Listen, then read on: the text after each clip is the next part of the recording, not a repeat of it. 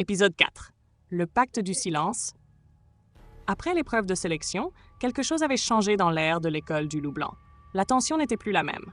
Elle n'était plus brutale, ni ouverte. Elle était devenue sourde, rampante, presque invisible. Dans les couloirs de pierre, les regards s'étaient faits plus lourds, plus insistants. Les murmures naissaient à voix basse, puis s'éteignaient dès qu'une silhouette approchait.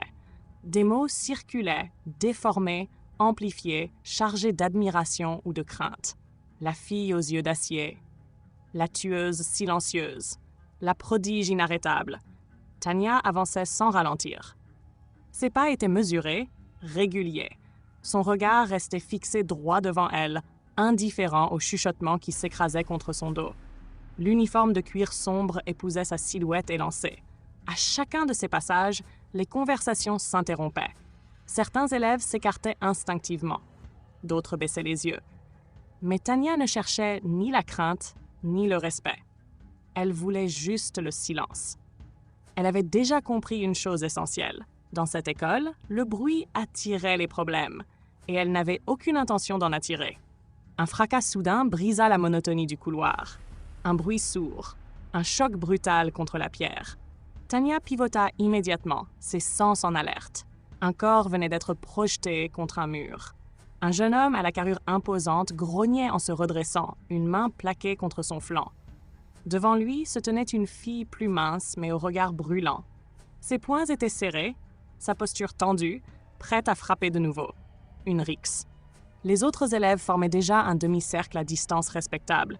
Personne ne s'approchait. Personne n'appelait à l'aide. Ici, tout le monde connaissait les règles. Les duels non autorisés étaient strictement interdits. Et les sanctions, sévères. Pourtant, le feu continuait de brûler dans les yeux de la fille. Tanya observa. Elle ne bougea pas. Elle analysait. Les positions, les angles, les blessures visibles, la respiration du garçon, la crispation des épaules de la fille. Elle comprit rapidement l'origine de la tension. Un mot de trop, un regard mal interprété, un coup mal maîtrisé. Rien d'exceptionnel, juste une explosion de pression dans un endroit qui n'en manquait déjà pas. Personne n'avait envie d'appeler un instructeur. Personne n'avait envie de payer le prix du rapport. Puis la fille tourna la tête vers Tanya. Leurs regards se croisèrent. Un silence pesant s'abattit sur la scène. Le temps sembla se figer. Il n'y avait ni hostilité ni défi, juste une reconnaissance tacite. La fille plissa légèrement les yeux, puis un sourire discret étira ses lèvres. Un sourire sans peur, presque complice. « Tu regardes, mais tu n'agis pas », dit-elle d'un ton calme, teinté d'un rictus amusé. « Sage décision. » Tanya répondit sans hausser la voix. « Il n'y a rien à sauver ici. 2 phrases, pas une de plus. » Personne n'osa commenter. Le garçon recula d'un pas, renonçant. La tension retomba d'un coup sec lorsque la jeune fille tourna les talons et s'éloigna dans les couloirs, comme si rien ne s'était passé.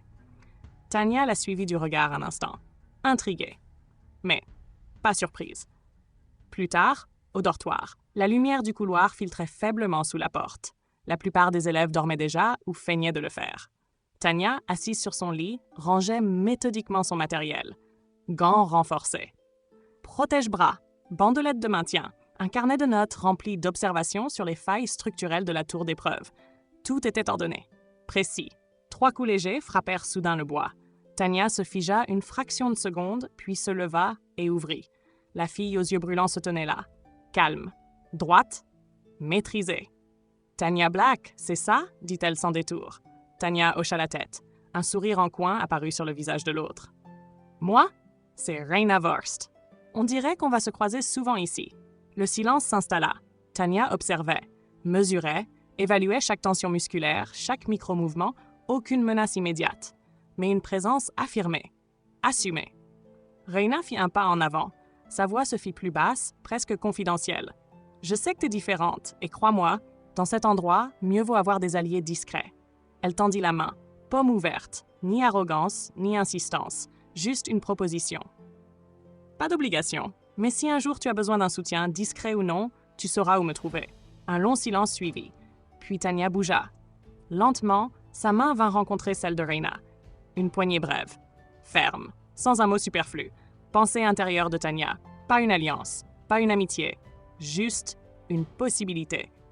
Et dans un monde où tout pouvait être un piège, ce genre de possibilité avait déjà la valeur d'un pacte sacré, un pacte du silence.